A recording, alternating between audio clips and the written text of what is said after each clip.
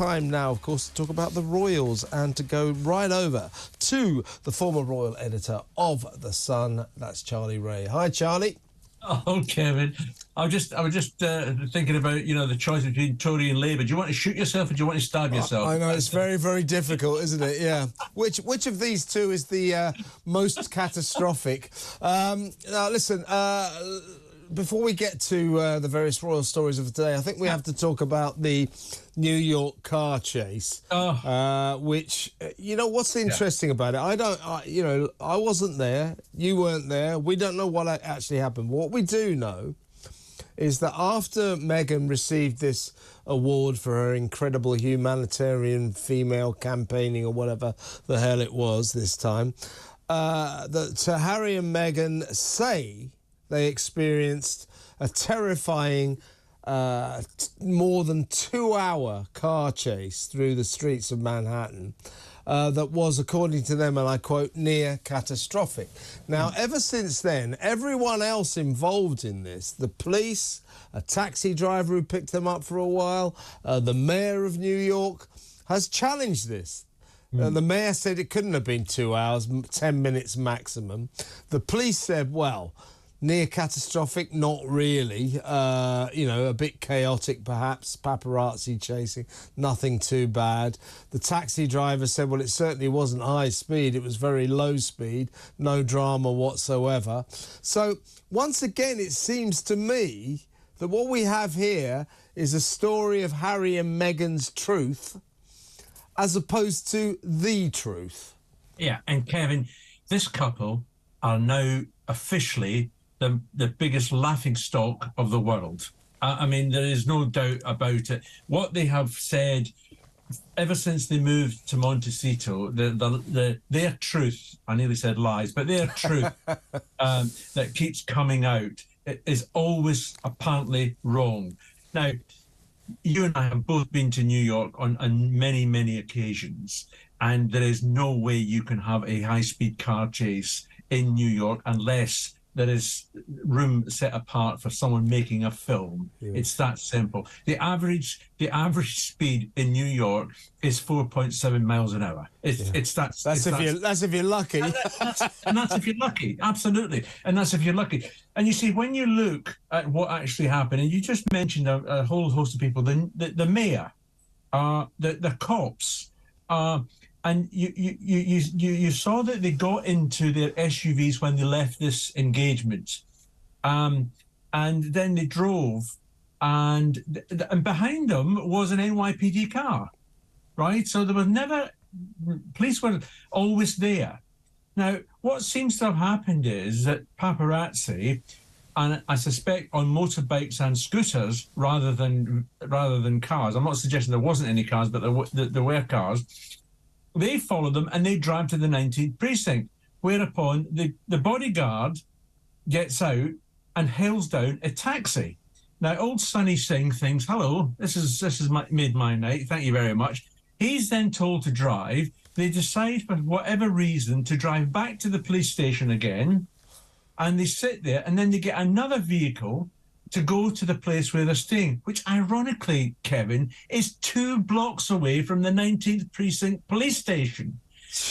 And you just think, well, they're not followed at all, apart from escorted by 2 NYPD cars. There's no chase. The chase is long gone, long over.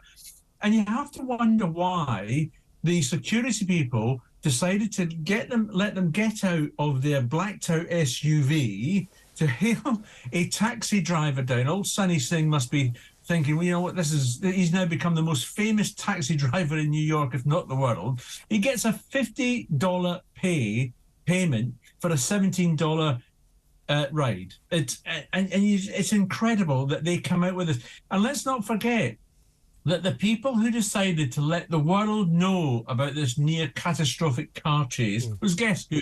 It was the Montecito Muppets themselves. They actually issued a statement out before anyone else had a chance to even say anything. It is absolutely ridiculous.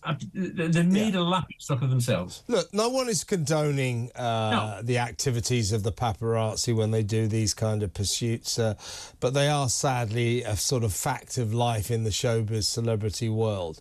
So no one's condoning that, and it must be particularly, in fairness, traumatic for someone like Harry, because he thinks back to his mother, Princess Diana, who was hounded by the paps to a very unreasonable extent. However, remember always, Harry and William never seemed to quite take this on board. It wasn't the paparazzi who killed their mum. It was the drunken driver, Henri Paul, who was off his head on a series of extremely strong bottles of cognac. So that's what killed the mother. Now, but my point is with this, if you look at all the other stories about this New York car chase, they're different from what Harry and Meghan say. They say near catastrophic. Do you know what that is, Charlie? That's like saying it nearly rained. That means it didn't rain. Near catastrophic means it wasn't catastrophic. These people exaggerate their stories, don't they? Yeah, they do. And the point of all this is it suits Harry's mantra about the nasty paparazzi, the nasty... I like you, I don't think it's right that the paparazzi were following them, especially as, to be fair to the couple, they'd actually performed, arriving at the venue for the event. Yeah. The pictures were taken as they left. Those are the pictures that would sail into any magazine or any newspaper. There isn't anybody in this country that would pay a penny for a picture from the of them sitting in the back of an NYC taxi cab. Not at all. Not given what you've already got. It's ridiculous. Absolutely. It just seems to me, again, I'm not saying this is definitely the case. I'm just saying I've listened to all the stories. Yeah. There are two. There's this central story, the near catastrophic one from Harry and Meghan. Everyone else involved, not the same story. Not dramatic, not near catastrophic, low speed, couldn't have lasted 2 hours, 10 minutes max. All the other stories, the police, not near catastrophic, just a bit chaotic for a little while. There is no doubt, Kevin, that they drove around New York City for over an hour. And you have to wonder why they drove around for over an hour to allow the paparazzi to get that close to them. Where were the other two vehicles that had they had a convoy when they arrived? There was 3 blacked out SUVs. They were in one, and there was 2 others. Where were the other 2? Now, anybody who knows anything about security knows that they would block off anybody that was following. They also had the NYPD there. I'm not criticising the NYPD because they did their job. But I mean, it's ridiculous. I mean, their complete version of events on anything has got to be taken with a pinch of salt, and you have to check everything that they say with everyone. And we, as you quite rightly said, there is Harry and Meghan saying one thing, and then everybody else is saying, something else, very close to what we think is the truth. Yeah, I mean, it just looks like these two are starring in their own melodrama, that they've created the melodrama and now they're playing the central roles.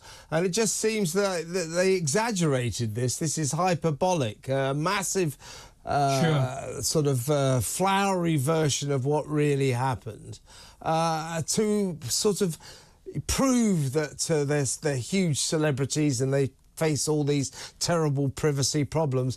I mean, you could say cynically, Charlie, that this New York car chase was pretty handy for someone who's currently suing the Home Office, saying that when he comes to Britain, he needs full police protection. You could say it was a bit convenient, couldn't you? As I say, it fits into his mantra. And look what he's now doing. He's actually said to one of the paparazzi agencies, is demanding that they hand over the pictures. Demanding, not asking, demanding they hand over. And guess what they've told him? I know, it's fantastic.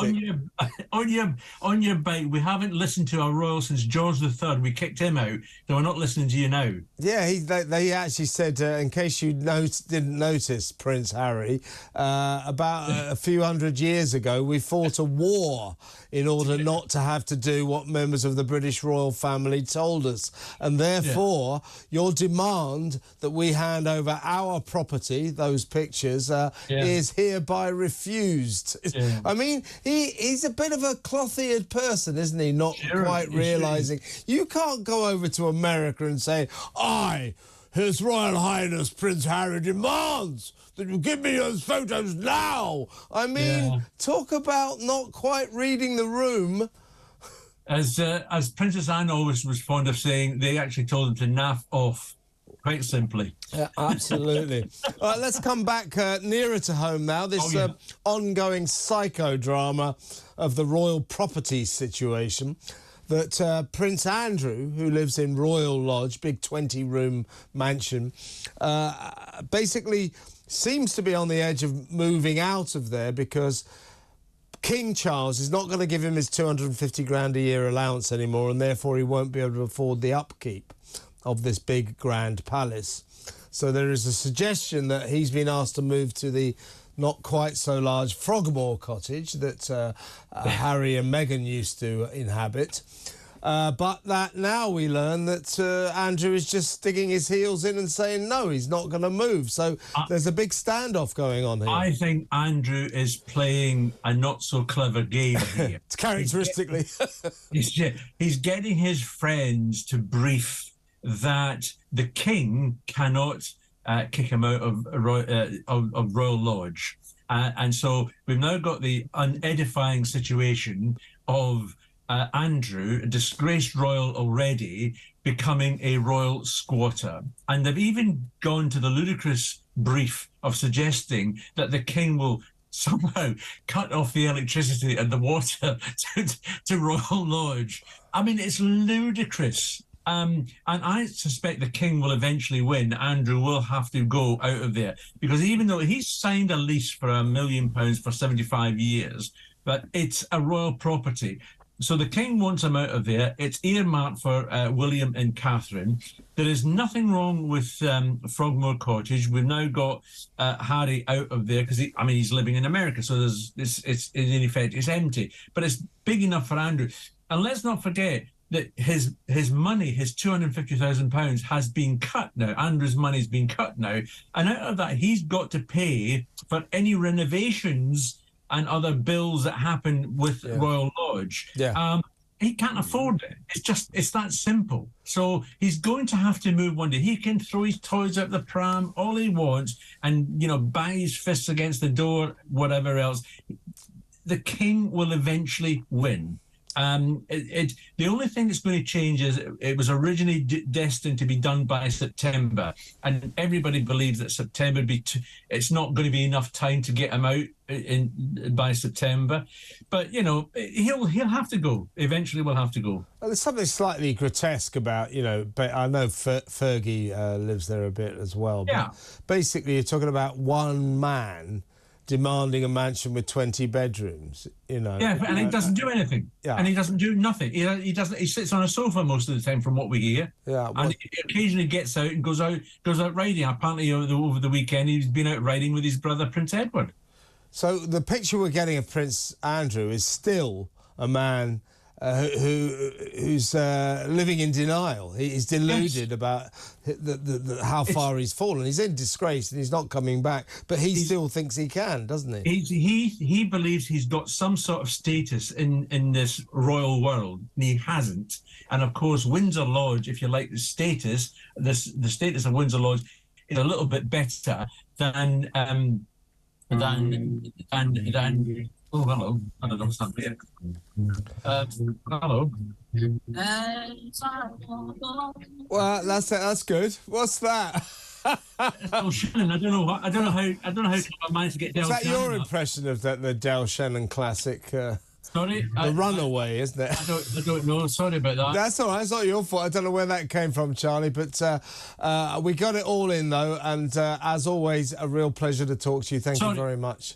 It's all right, Charlie. We'll call it a day. That was Charlie Ray, the former royal editor of The Sun, with a quick version. That wasn't him, but someone was doing The Runaway by Del Shannon at the end there, but I don't know where that came from. But we got the gist of what we want to say. What do you think about that New York car chase? Was it all that Harry and Meghan seemed to be cracking it up to be? Was it really near catastrophic? No one was hurt. No one was hit. No cars crashed. The New York mayor said it couldn't have lasted more than 10 minutes. The NYPD said it was just a bit chaotic, no more than that. The taxi driver said we were going at a very low speed. How could you have a near catastrophic low-speed car chase? What do you think? Are Harry and Meghan gilding the lily? Are they exaggerating a bit here? Looks like it, doesn't it? Everybody else has a different version of events to them. It's their truth again, isn't it? Harry and Meghan's truth, as opposed to the truth.